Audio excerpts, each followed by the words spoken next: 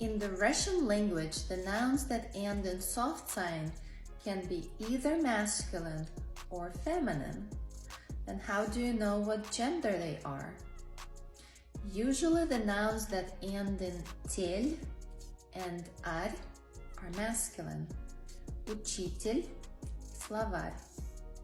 And the nouns that end in zn, жизнь, отъядь, мать, тетрадь, овь, любовь, and ost, радость.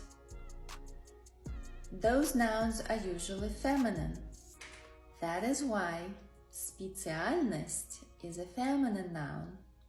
And that is why we say «Моя специальность – лингвистика».